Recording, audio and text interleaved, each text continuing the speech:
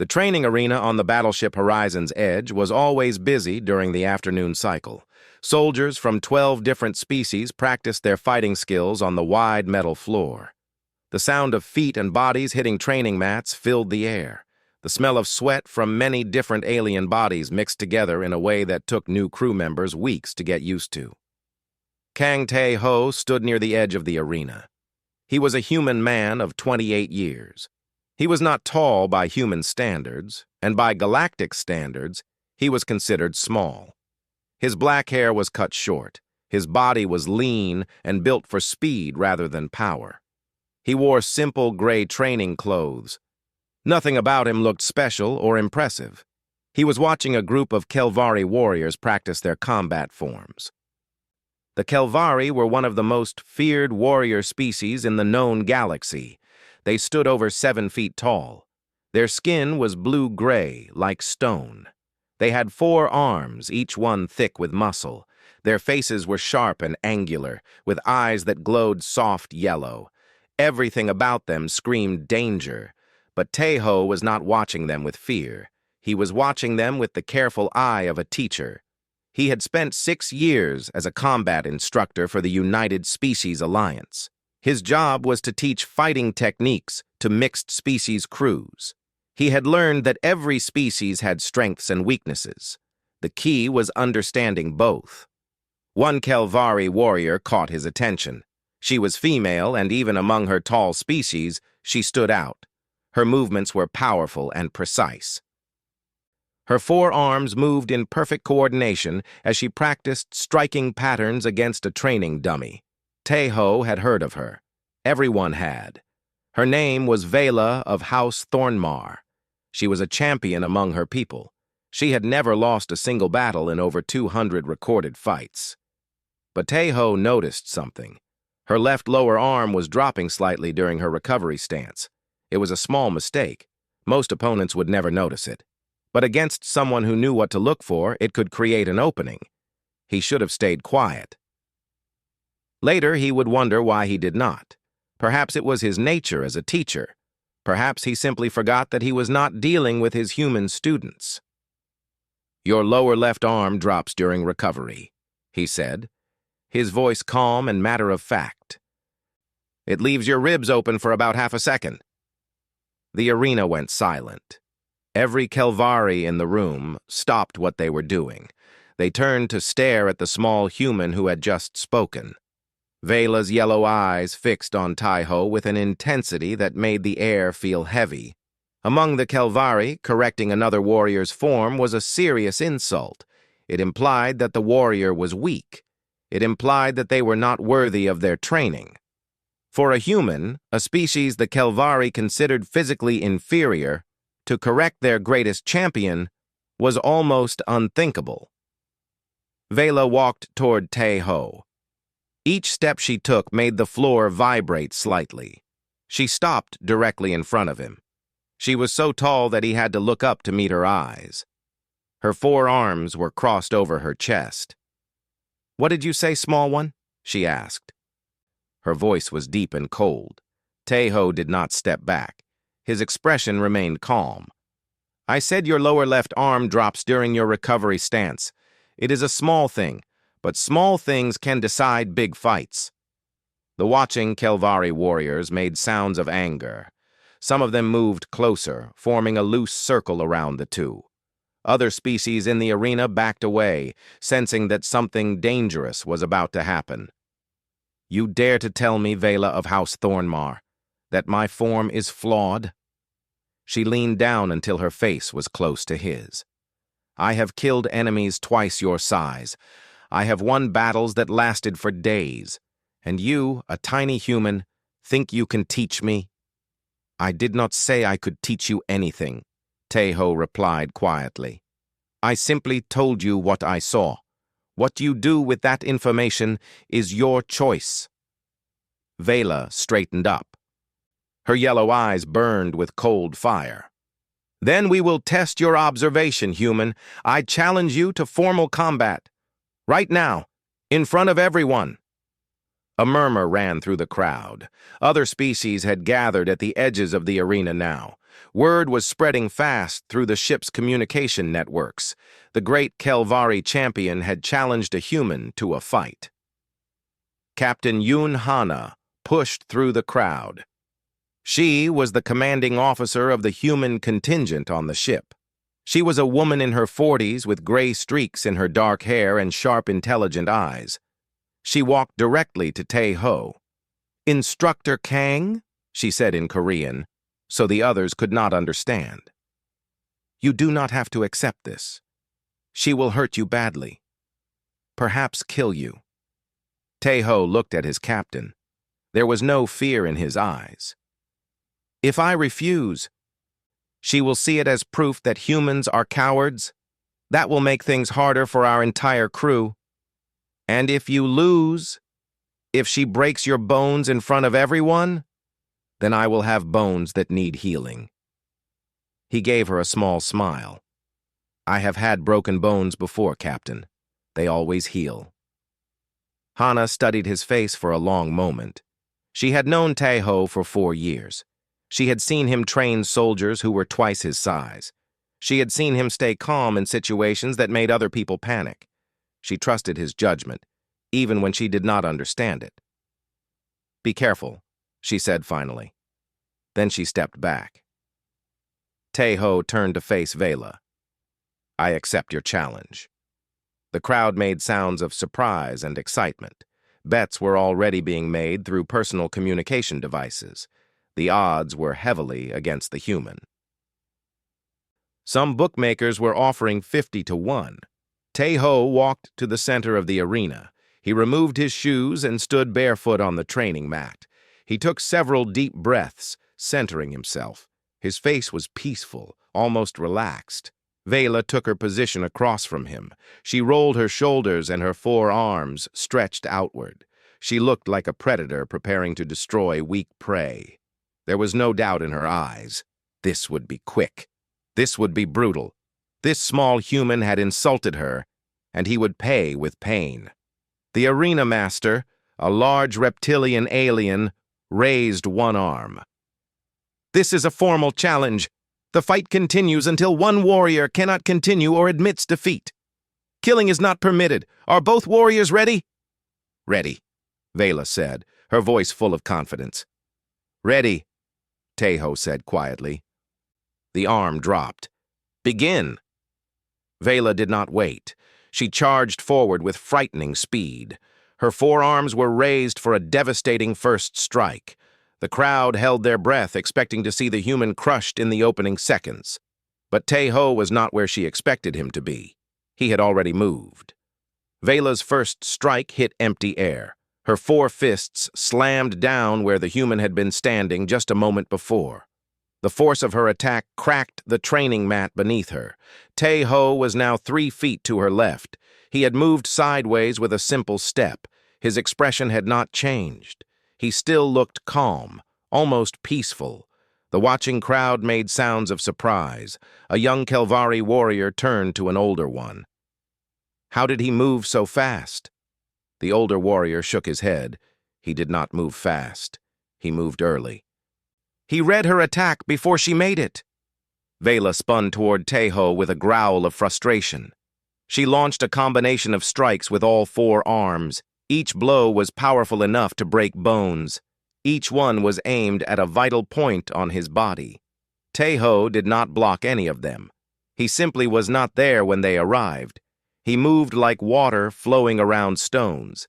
His steps were small, but perfectly timed. He turned his body at precise angles. Her fists passed by him so close that they moved his hair and clothes, but they never touched him. The crowd grew quiet. This was not what they expected to see. Vela attacked again and again. She used every technique she knew. She tried speed, she tried power, she tried to trap him with coordinated attacks from all 4 arms. Nothing worked. The small human always found a way to slip past her strikes. After 3 minutes of fighting, Vela had not landed a single hit. She was breathing hard. Anger burned in her yellow eyes. "Stand still and fight!" she shouted. "Stop running like a coward!" Tae-ho's voice remained calm. I am not running. I am still here. If you want to hit me, you need to hit where I will be, not where I am." This made her even angrier. She roared and charged at him with all of her strength. Her forearms swung in a pattern designed to leave no escape route. It was a killing technique, one she had used to end many battles. Tae-ho did something unexpected. Instead of moving away, he moved toward her. He stepped inside the arc of her swinging arms. For one brief moment, they were very close together. He placed one hand on her shoulder and one hand on her hip. Then he twisted his body. Vela found herself flying through the air. She did not understand how it happened. One moment she was attacking. The next moment the world was spinning. She landed hard on her back with a loud impact that echoed through the arena. The crowd gasped. Several Kelvari warriors stood up from their seats. They could not believe what they had just seen. Vela got back to her feet quickly. Her face showed confusion and rage. She attacked again, even more fiercely than before. Tae-ho used her own force against her 2 more times. Each time, she ended up on the ground. Each time, he did not strike her or cause her pain. He simply redirected her energy and let gravity do the rest. 5 minutes passed, then 8, then 10. Vela's attacks grew slower. Her breathing was heavy and ragged.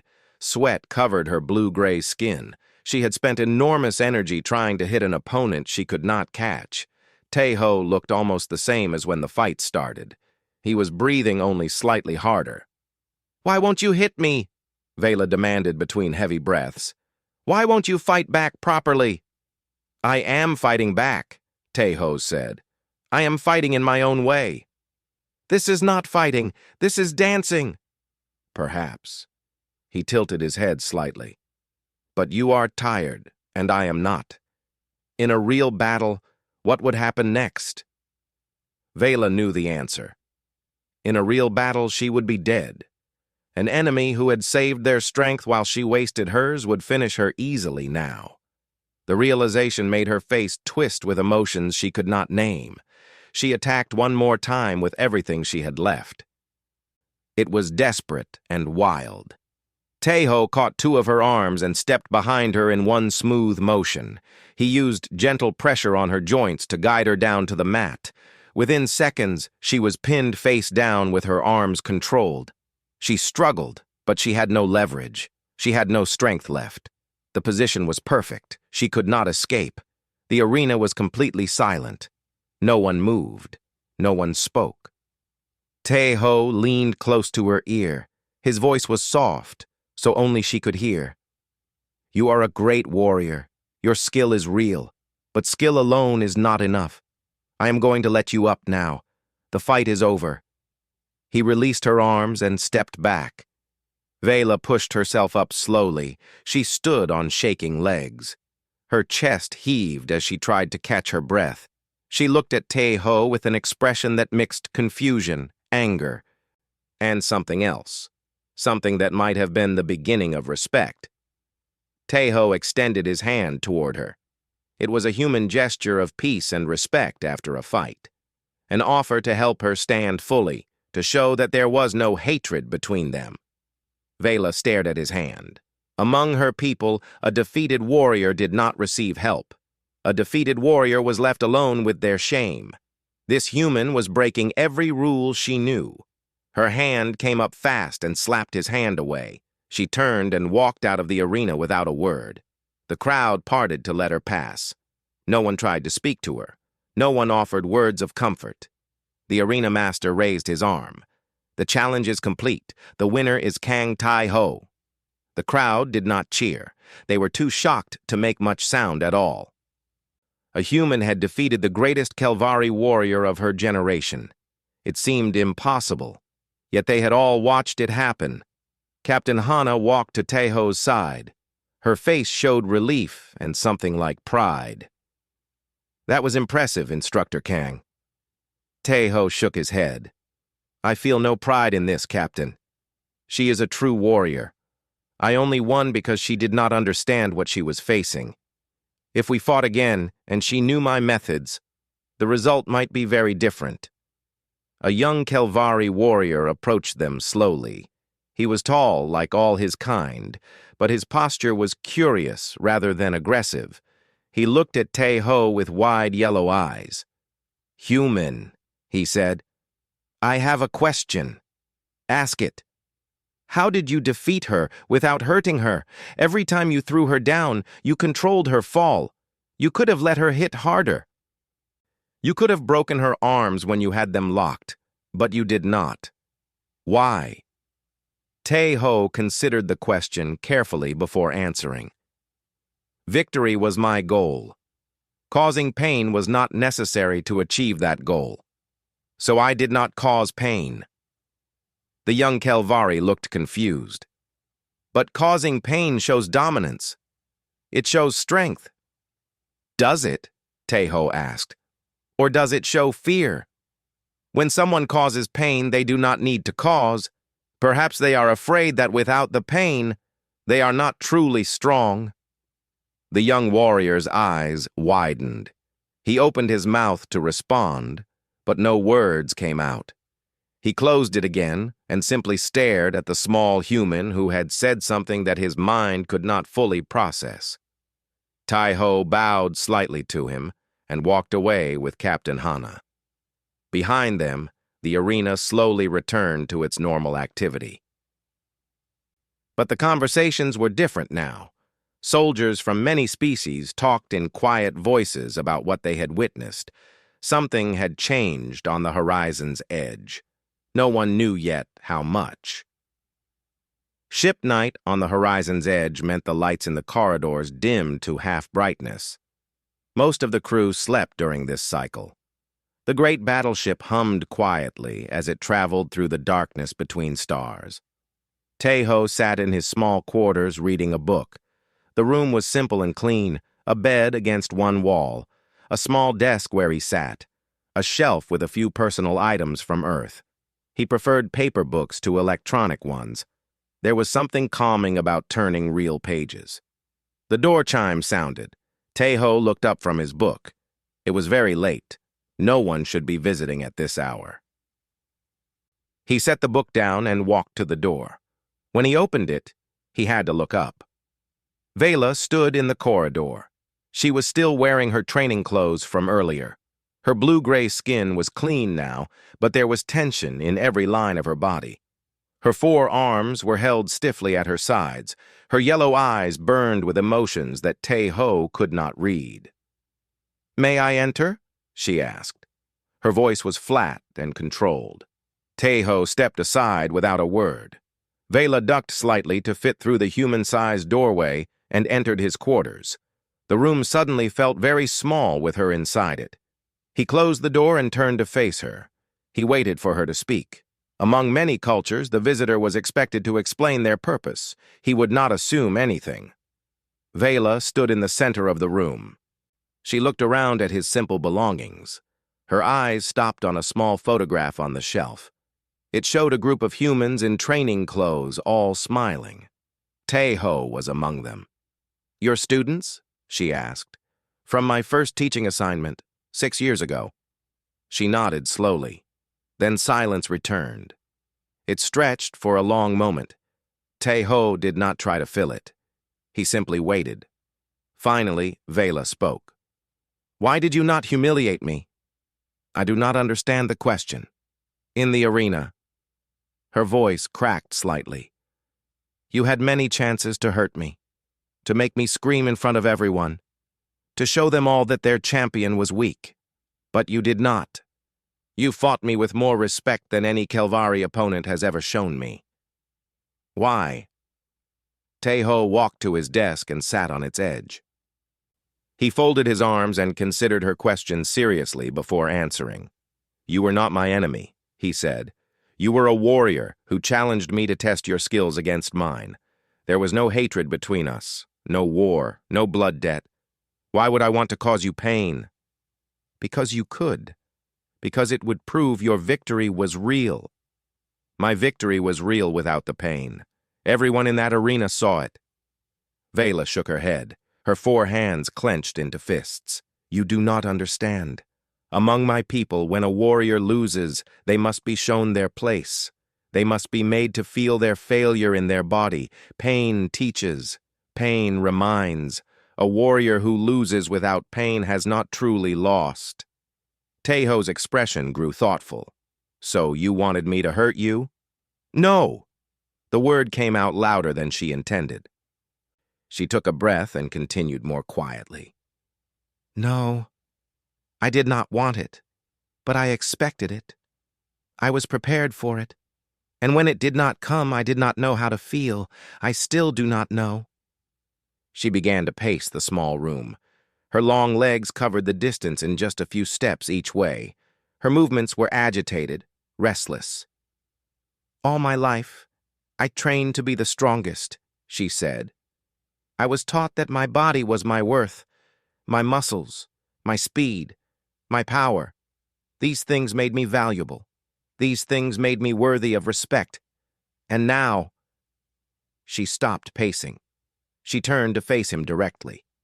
Now I have lost, in front of everyone, to a human half my size. And among my people, that means my body is no longer perfect. My body is broken. I am broken. Taeho saw pain in her eyes. Real pain. Not physical pain, but something deeper. He saw a person whose entire understanding of herself had been shattered in 12 minutes. Is that what your people will say? He asked gently. It is what they are already saying. I heard them whispering after I left the arena. Vela the fallen, Vela the broken. Some are already saying I should leave the warrior class, that I should find other work because clearly I am not strong enough to fight. And you? What do you say? She looked at him with confusion. What I say does not matter. The truth is the truth. I lost. My body failed. Your body did not fail. Your body did exactly what you asked it to do. You attacked, and it attacked. You defended, and it defended. I simply asked my body to do different things, and those things worked better in that situation. Vela stared at him. You speak strangely. Human. My name is Kang Taeho. You can call me Taeho. Taeho. She said it slowly, testing the sounds. You speak strangely, Taeho. But I think perhaps I need to hear strange words right now. She took a step closer to him. Her yellow eyes searched his face with intensity that made most people look away. Taeho did not look away. I came here to ask you something, she said. Something that has been tearing at my mind since I left that arena. Ask. She straightened her spine. She drew her 4 shoulders back. For a moment, she looked like the proud champion she had been before the fight. Then the mask cracked slightly, showing the uncertainty beneath. Do you find my body attractive, human? The question hung in the air between them. Taeho did not answer immediately. He understood now that this was not a romantic question. This was not flirtation. This was something else entirely. This was a woman asking if she still had worth, if she was still a complete person, if losing one fight had destroyed everything she was. Why do you ask me this question? He said. Because my people will not answer it honestly anymore, because they look at me now and see only my defeat. Because you are the one who defeated me, so you have the right to judge. So I ask you, the victor, do you find my body attractive, or do you see what my people see? Something damaged, something broken, something that failed. Her voice was steady, but Taeho saw her lower hands trembling slightly. He stood up from the desk. He walked to stand in front of her. He had to crane his neck to look at her face, but he did not seem bothered by the height difference. You ask me to judge your body, he said, but I think you are really asking me something else. You are asking if you still have value. You are asking if one lost fight has made you worthless. Vela's breath caught. She had not expected him to see so clearly into her heart. Yes, she whispered. That is what I am asking. Taeho nodded slowly. Then I will give you my honest answer. but I think my answer will be difficult for you to understand. And I think, if you truly want to understand it, you will need to listen to the strange words of a human for a while longer." She looked at him for a long moment. Then she nodded. "I will listen," she said. Tejo gestured to the single chair in the room.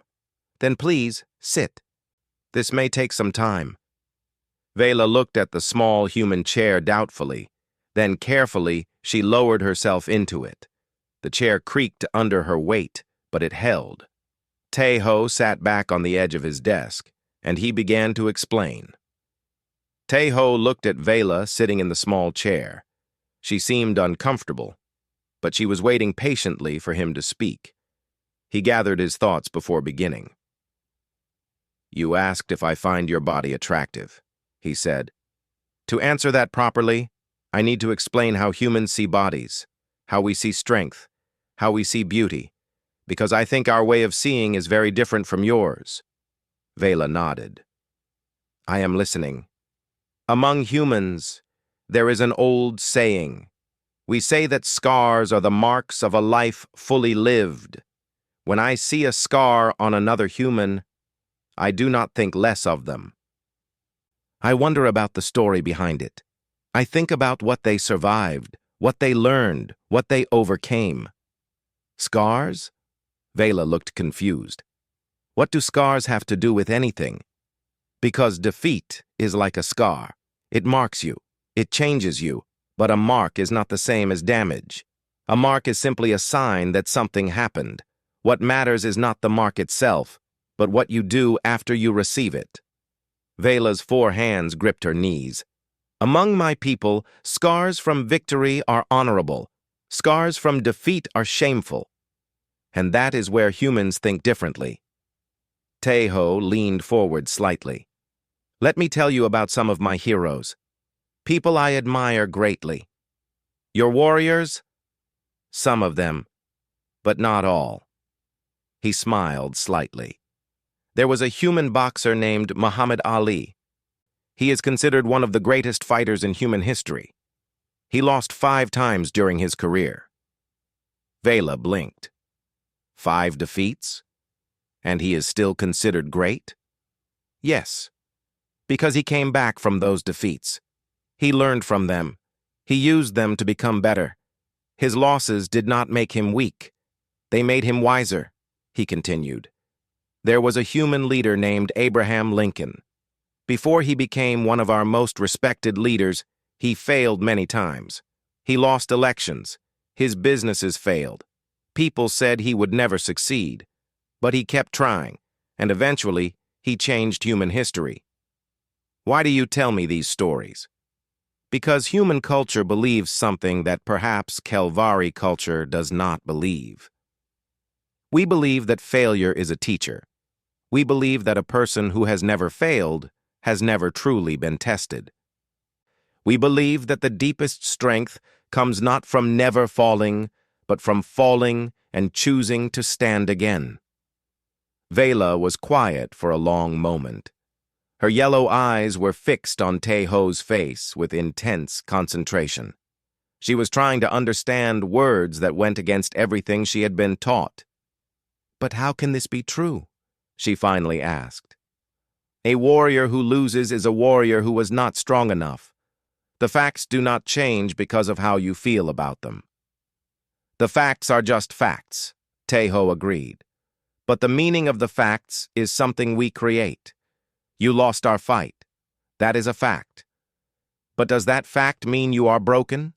Does it mean you have no value? Or does it mean you met an opponent who knew something you did not, and now you have a chance to learn? You speak as if defeat is a gift. Sometimes it is. The greatest gift defeat can give is knowledge. You now know that your fighting style has weaknesses. Before today, you did not know that. Before today, you might have faced an enemy in a real battle who knew those weaknesses and killed you. But that did not happen. Instead, you faced me, and I showed you the weakness without taking your life." Vela's rigid posture softened slightly. Something in his words was reaching her. "I never thought of it that way," she admitted. Tejo nodded. "Let me tell you something about myself. When I was young, I wanted to be a fighter. I trained hard. I thought I was talented. Then I started competing against others. And you won?" "I lost." He smiled at the memory. "I lost my first match. Then I lost my second. Then I lost again and again. For 3 years, I lost more than I won. There were times when I thought about giving up. Times when I felt exactly what you are feeling now. Worthless, broken, ashamed." Vela leaned forward. "You? You felt this way?" "Yes, but I had good teachers. They told me what I am telling you now. Every loss was a lesson. Every defeat showed me something I needed to fix. And slowly, match by match, I improved. I am not the most talented fighter among humans, but I am one of the hardest workers, because all those losses taught me how to learn." "How many times did you lose?" "I stopped counting at 200. Vela's eyes went wide.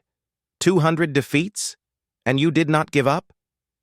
Giving up would mean that all those defeats meant nothing.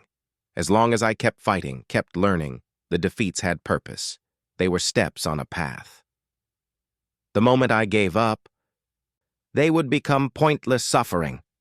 I chose to give them meaning by continuing forward." The room was quiet. The only sound was the gentle hum of the ship around them. Vela sat very still, processing everything she had heard. "You asked me a question," Tejo said gently. "You asked if I find your body attractive." Vela's breath caught slightly. "Here is my answer. When I look at you, I see a warrior. I see someone who has trained hard and achieved great things. I see strength and discipline and skill. Those things are real. One fight does not erase them." He paused, choosing his next words carefully. "But I also see someone in pain. I see someone who has built her entire sense of worth on one foundation, and now that foundation has cracked. And honestly, that pain does not make you less attractive to me. It makes you more real. It makes you more human, if you will forgive the expression." "More human?" Vela seemed surprised by these words. "Humans value realness. We value truth. A person who has never struggled, never suffered, never fallen. To us, that person seems incomplete. Like a story without conflict. Beautiful, perhaps, but not touching. Not inspiring. Your pain tells me that you are truly alive. That you care deeply about your path. That your heart is real." Vela's lower right hand pressed against her chest, where her heart beat beneath muscle and bone. "No one has ever spoken to me this way," she said. Her voice was barely above a whisper. "No one has ever said that my pain has value." "Your pain has no value by itself," Tejo corrected gently. "But what you do with your pain can have great value. You can let it destroy you, or you can let it teach you. The choice is yours. And if I choose to learn, if I choose to continue, then you will become something greater than you were before. Not despite your defeat, but because of it. You will know what it feels like to fall, and you will know what it takes to rise again. That knowledge is power. That knowledge is wisdom. And Vela," he met her eyes directly, "that knowledge will make you truly dangerous." Vela stood up from the chair. She moved slowly, as if her body was tired and her mind was full. She walked to the small window that showed the stars outside, 4 hands clasped behind her back. "I came here expecting answers," she said, "but you have given me more questions. Questions are where learning begins." She turned to look at him over her shoulder. "Will you teach me?" "Teach you what?" "The things you know, the way you fight, the way you think." She turned fully to face him. I want to understand how a human who lost 200 times became someone who cannot be hit by a Kelvari champion. Tai-Ho considered her request. It was not a small thing she was asking. It would take time and effort. It would challenge everything she believed about combat and strength and herself. But looking at her now, he saw something that had not been there before. He saw hope. "I will teach you," he said, "but you must understand that my way is not easy. I will not make you stronger. I will help you discover the strength you already have." "I do not understand the difference." Tai-Ho smiled. "You will." Rumors traveled fast on a battleship. By morning cycle, everyone on the horizon's edge knew that the Kelvari champion had visited the humans' quarters during ship night. The stories grew wilder with each retelling. In the mess hall, soldiers from different species ate their morning meals and talked in low voices. A group of reptilian Vorax warriors traded theories about what had happened behind that closed door. A pair of feathered Talani scouts discussed whether the human had used some kind of forbidden technology to win the fight. At a corner table, 3 human officers ate their breakfast together. Lieutenant Park Jimin was a young communications officer with a quick tongue. Sergeant Baek Soo-ah was a quiet medic who rarely spoke unless spoken to. And sitting between them was Captain Yoon Hana, who was trying to eat her eggs while ignoring the whispers. "The whole ship is talking," Jimin said. "Some of the Kelvari are saying Vela went to the humans' quarters to demand a rematch.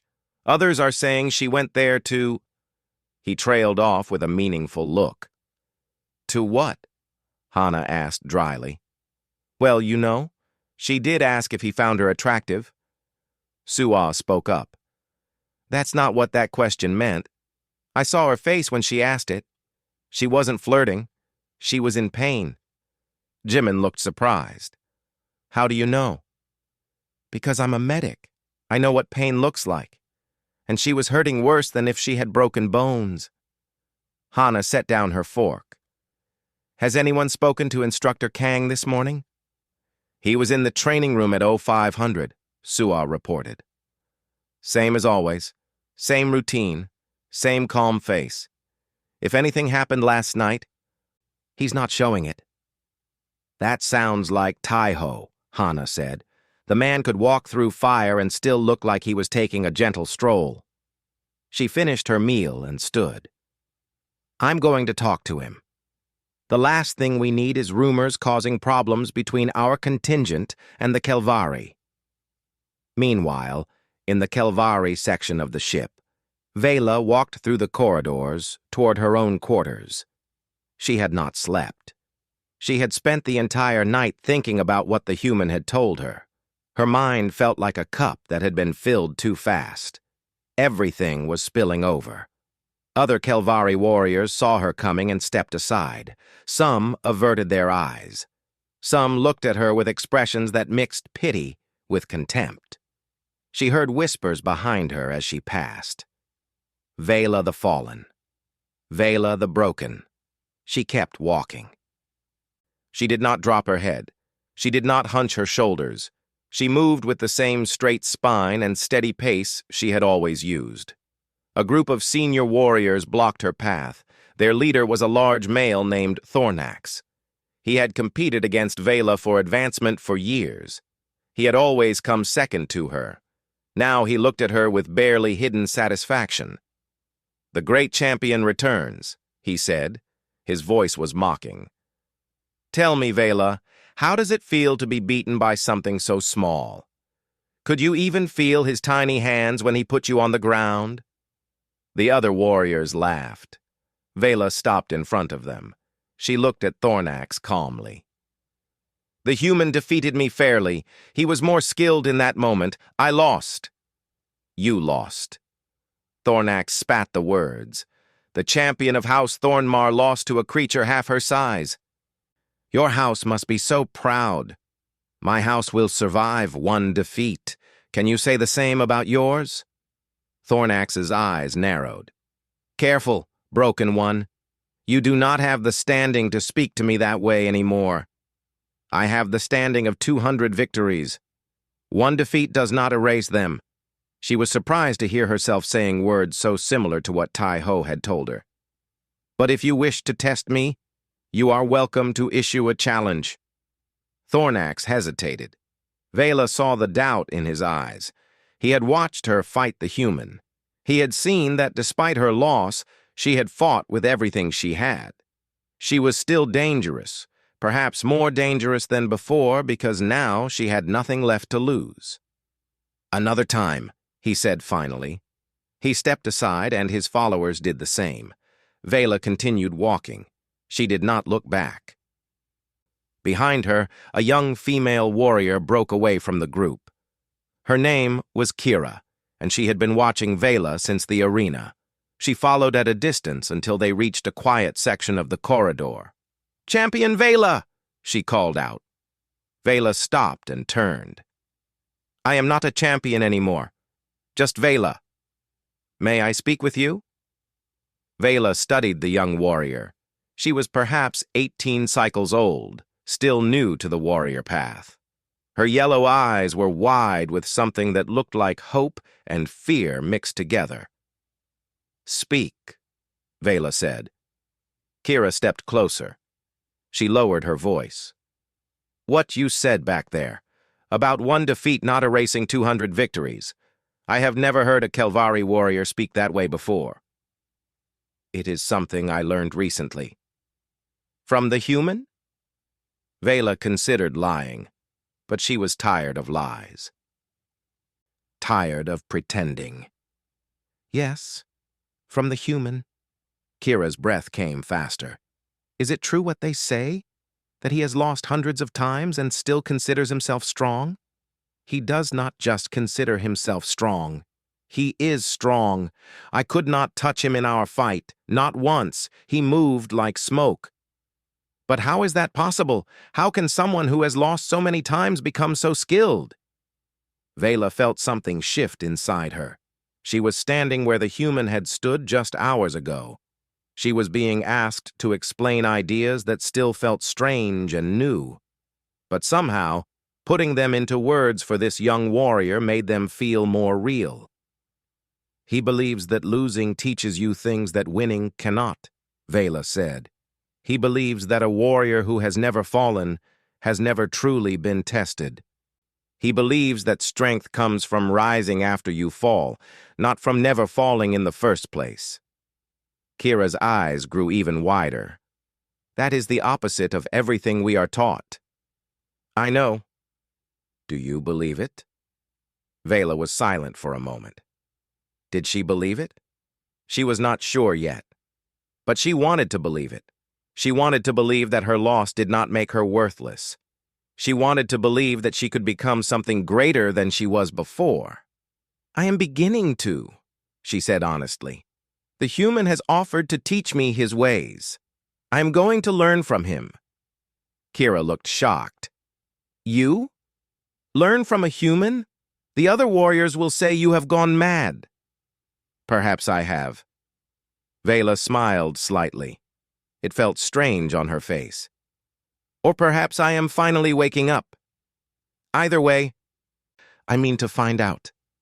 She turned to continue to her quarters, then stopped. "You asked about the human's philosophy.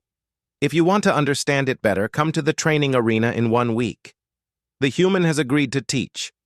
I will be there. Perhaps you should be as well." Kira stood frozen in the corridor as Vela walked away. Her mind was spinning with new ideas, ideas that went against everything she had ever learned, ideas that scared her and excited her in equal measure. In her quarters, Captain Hana found Tai-Ho exactly where Sua had said he would be. He was in the small training space, moving through slow, graceful forms. His eyes were closed, and his breathing was deep and steady. "Instructor Kang," she said. He finished his movement and opened his eyes. "Captain, the whole ship is talking about Vela's visit to your quarters. I expected they would. Care to tell me what actually happened?" Tai-Ho considered for a moment. "She came with questions. I gave her answers. She asked me to teach her. I agreed. Hana raised an eyebrow. Teach her? You're going to teach a Kelvari warrior human fighting techniques? I am going to teach anyone who wants to learn. The Kelvari have spent centuries believing that strength means never losing. That belief has limited them. Perhaps it is time for them to learn a different way. And if this causes problems with the Kelvari command? Taeho met her eyes calmly. Then I will deal with those problems when they come. But I do not think they will come. I think the Kelvari are more ready for change than anyone realizes. They just needed someone to show them it was possible. Hana studied him for a long moment. Then she shook her head and smiled. You're either the wisest person on this ship or the most foolish. I haven't decided which. Perhaps both, Taeho said. They often look the same. 1 week passed. During that time, Taeho and Vela met every day in a small private training room. He taught her the basics of his fighting philosophy. She struggled with concepts that seemed backward to everything she knew. But she did not give up. She kept coming back. News of their training sessions spread through the ship. Most Kelvari thought Vela had lost her mind. A champion learning from a human? It was shameful. It was embarrassing. Some called her a traitor to her species. But a few Kelvari were curious. They remembered how Taeho had moved in the arena. They remembered how he had won without causing pain. They wondered if perhaps there was something worth learning after all.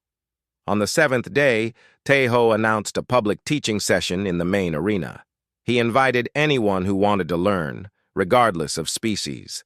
When the time came, the arena was packed with watchers. Taeho stood in the center of the floor. He wore his simple gray training clothes. Beside him stood Vela. She had changed during the past week. Her posture was still proud, but there was something different in her eyes. Something softer. Something more open.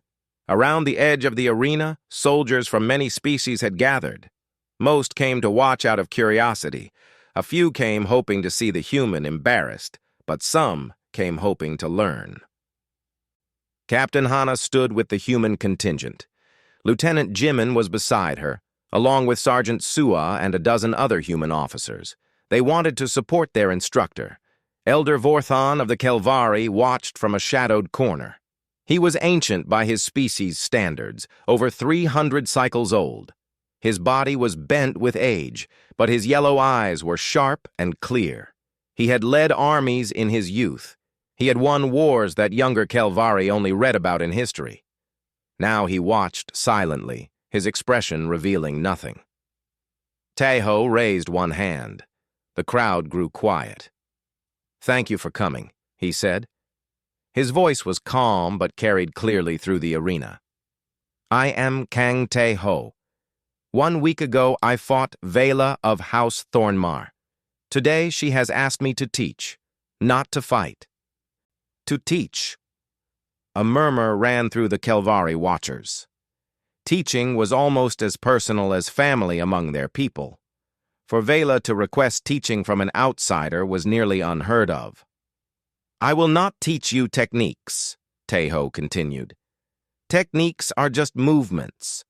What I want to share is something deeper, a way of thinking about combat, a way of understanding your opponent, a way of fighting that does not require you to be the strongest or the fastest." He turned to Vela. "Attack me." Vela hesitated for just a moment. Then she charged forward, her 4 arms ready to strike. She was faster than she had been a week ago, more controlled. Taeho moved.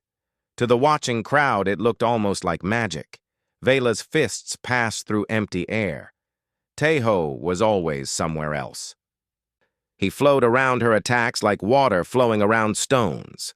"Watch my feet," he called out while still moving. "I am not moving fast. I am moving early. I see where her attacks will go before she makes them. I read her body. Her shoulders tell me which arm will strike. Her hips tell me where she will move. Her eyes tell me where she is looking." He placed a gentle hand on Vela's back as she lunged past him. A tiny push at exactly the right moment, and she stumbled forward. She caught herself and turned to attack again. "Combat is a conversation," Teho said. "Most warriors only want to speak. They want to attack, attack, attack. They want to shout their strength at their opponent. But a good fighter listens. They hear what their opponent is saying with their body.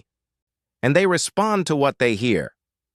Vela attacked with a coordinated strike from all four arms. It was a pattern designed to overwhelm. Teho stepped inside it, placed his hands on her body, and guided her into a spin. She ended up facing away from him, perfectly balanced but completely turned around. "I did not block her," he explained to the crowd. "I did not match strength against strength. I joined with her movement and directed it somewhere else. This is what humans call redirection. We use the opponent's force against them," a young Vorax warrior called out from the crowd. "But what if your opponent is much stronger? What if they can break through your redirections?" Teho smiled. "Then you need to be more creative. Vela, give me your strongest attack. Do not hold back." Vela's eyes widened. "You are certain?" "I am certain." She took a deep breath. She set her feet. Then she unleashed the most powerful strike she had ever thrown.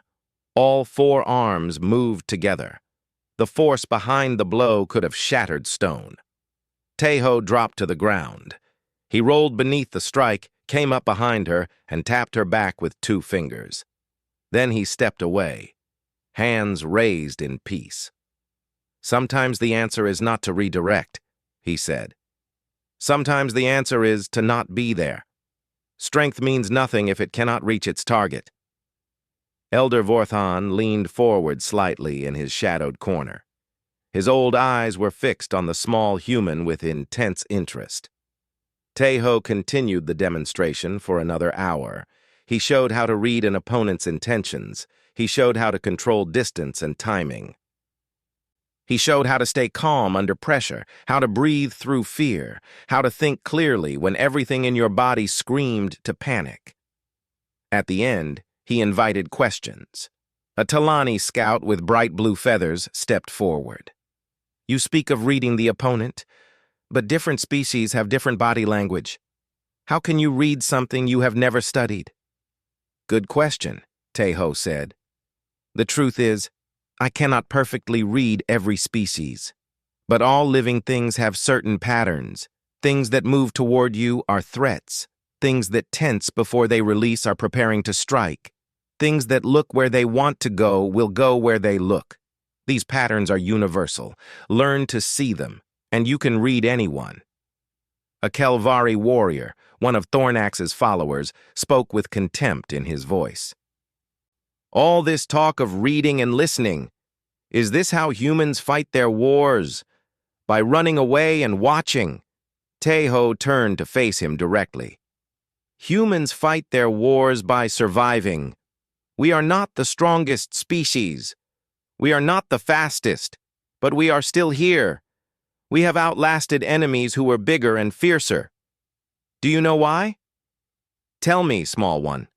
Because we adapt, because we learn, because we do not let pride make us stupid." He paused. "I have been called small many times today, and it is true. I am small, but I am alive. And many who were bigger than me are not. I will let history decide which of us was truly stronger." The arena went quiet. After a long moment, Captain Hana began to clap. The other humans joined her. Then, slowly, warriors from other species added their own forms of applause. Clicking mandibles, rustling feathers, stomping feet. The Kelvari did not applaud, but they did not mock either. Many of them had thoughtful expressions on their faces. Vela stepped forward and raised her voice. "I have fought many battles. I was proud of my victories. I thought they made me strong. Then I lost one fight, and I thought I was broken." She looked at Teho. "This human taught me something different. He taught me that I was not broken. I was learning. And learning is the first step toward true strength." From his shadowed corner, Elder Vorthan spoke for the first time. His voice was old and cracked, but it carried through the arena. "I would speak with the human, alone. after the others leave. The crowd began to disperse, buzzing with conversations.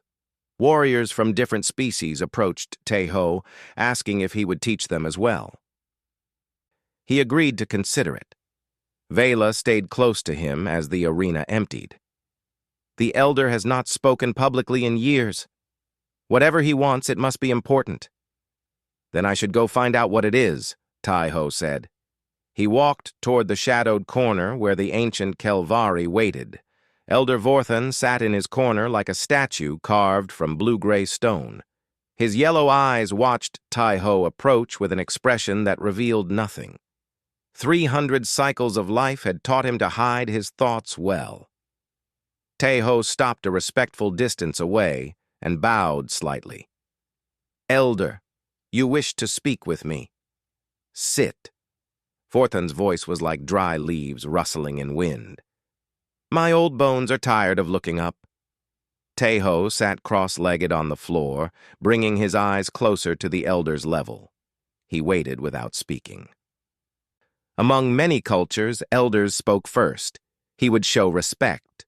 Vorthan studied him for a long moment. "I have lived many cycles, human. I have seen empires rise and fall. I have watched warrior cultures grow strong and crumble to dust. And in all my years, I have never seen what I saw today." "What did you see, Elder?" "I saw a warrior teach our people something we have forgotten, something we lost so long ago that we no longer remember we once had it." Tae-ho tilted his head. "What have your people forgotten?" Vorthan's 4 hands rested on his knees. He seemed to sink deeper into memory as he spoke. "When I was young, younger than Vela is now, Kelvari warriors trained differently. We studied our enemies. We learned their ways. We believed that understanding your opponent was more valuable than simply overpowering them. What changed? War changed us. A great war, many cycles ago, against an enemy that seemed unbeatable. We nearly lost everything. In our desperation, we pushed aside wisdom and embraced pure strength. We bred ourselves to be bigger, stronger, faster. We forgot the old ways because they seemed too slow, too gentle for the crisis we faced." He coughed, a dry sound. "We won that war, but we lost ourselves. We became what we feared, creatures of strength without wisdom. For 200 cycles, we have raised our children to believe that power is everything, that defeat is death, that a warrior who falls is worthless." Tae-ho listened without interrupting. "Today, I watched you teach our greatest champion things that our own masters should have taught her. I watched her face as she understood ideas that her own people had forgotten. I watched young Kelvari warriors listen to a human with open hearts, hungry for something they could not name." Vorthan leaned forward, his eyes fixed on Tae-ho with sudden intensity. "What you have started here, human, could change our people. It could bring back what we lost, or it could tear us apart as the old ways clash with the new." "Which do you think will happen?" Tae-ho asked. "I do not know, but I am an old warrior with few cycles left. I have nothing to lose by trying to find out." He reached into his robes and withdrew a small object. It was a medallion, carved from dark metal, with strange symbols on its surface. "This is a teaching seal of House Vorthan. I am giving it to you. With this, you have the right to teach any Kelvari who wishes to learn. No warrior can refuse to hear you. No elder can forbid your words." Tae-ho looked at the medallion, but did not reach for it. "Elder, I am not sure I should accept this. I am not Kelvari. I do not fully understand your people. What if I teach them wrong?" "You taught Vela that defeat was not death. You taught her that scars tell stories. You taught her that strength comes from rising, not from never falling." Vorthan placed the medallion in Tae-ho's hand. "You understand enough. The rest you will learn." Tae-ho closed his fingers around the cool metal. "I will try to be worthy of this gift." "You already are, human." That is why I give it. Vorthon stood slowly, his old joints creaking. Now help an old warrior to his quarters. These bones are not what they once were. Teho rose and offered his arm. Elder Vorthon gripped it with surprising strength and allowed himself to be guided toward the exit. Later that night cycle, Teho stood alone on the observation deck. The stars stretched endlessly beyond the thick glass windows. Each point of light was a sun. Each sun might have worlds circling it.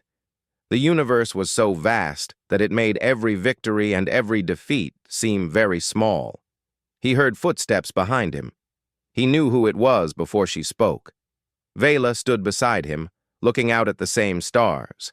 She was not stiff anymore. Her forearms hung relaxed at her sides. Something had changed in her over the past week, something important. Elder Vorthon spoke to me after he left you, she said. He told me he gave you a teaching seal. He did. He also told me that he is going to send a formal report to the Kelvari High Council, a recommendation that they study human combat philosophy, that they consider changing how we train our warriors. Teho turned to look at her. That is a big thing. It is. It will cause arguments and anger. Many will resist. But Elder Vorthon is respected. His words carry weight. If anyone can begin this change, he can. And you? How do you feel about all of this? Vela was quiet for a moment. Then she spoke slowly, choosing her words with care. A week ago, I came to your quarters in the middle of the night. I asked you a question. Do you remember? I remember. I asked if you found my body attractive. I asked because I thought my body was all I had. I thought my worth was measured in victories and muscle and perfect fighting form. I thought losing to you had destroyed me. She turned to face him fully. Her yellow eyes were soft in the starlight. You told me that my pain did not make me ugly, that defeat was a teacher, that scars tell stories. I did not understand then. I think I am beginning to understand now. Teho nodded. What do you understand? I understand that I was asking the wrong question. I should not have asked if you found my body attractive. I should have asked if I found my own soul worthy. I should have asked if I had the courage to keep growing, keep learning, keep becoming more than I was. And do you? I think so. I hope so. She smiled slightly. It was a real smile, not the forced expressions she had worn before. Thanks to you, I want to find out. They stood together in comfortable silence, watching the stars. After a while, Vela spoke again. Among my people, warriors who fight together sometimes form bonds, partnerships that last for life. We call it thorn binding, two warriors who choose to walk the same path, to guard each other's backs, to grow stronger together. Teho listened without interrupting. I am not asking for that, she continued quickly. It would be too soon, too fast. We barely know each other. But I wanted you to know that such bonds exist among my people. And I wanted you to know that I would like to know you better, to learn more about your people, to understand how you think and feel and see the world. Teho turned to face her. He had to crane his neck to look at her eyes, but he did not seem bothered by the height difference. He never had been. Among my people, he said, we have a saying. Sometimes fighting someone is how you truly meet them. Vela's eyes widened slightly. What does that mean? It means that combat strips away pretense. It shows us who we really are. When I fought you in the arena, I did not see an enemy. I saw a warrior with great skill and hidden pain. I saw someone who was more than she knew. Someone worth knowing. He extended his hand toward her. We have met, Vela of House Thornmar. And I would like to know you more. Vela looked at his small human hand. She remembered slapping that same hand away in the arena, when she was full of shame and anger. She remembered how he had offered it without judgment, without mockery, without anything but respect. Slowly, she extended one of her 4 hands and wrapped it around his. "Then we walk together," she said, "for however far the path leads." "For however far," he agreed. They stood there, hand in hand, 2 warriors from different worlds watching the stars together. Behind them, the great battleship hummed with thousands of lives going about their business. Somewhere in those corridors, young Kelvari warriors were talking about what they had seen in the arena. Somewhere, old beliefs were being questioned for the first time in generations. Somewhere, seeds of change were beginning to grow. None of that mattered in this moment. What mattered was 2 people who had found something unexpected in each other, a human who taught through patience, a Kelvari who learned through humility, a bond formed not from blood or battle, but from honesty and open hearts. The stars continued their ancient dance beyond the window, and somewhere in the vast darkness, the future waited.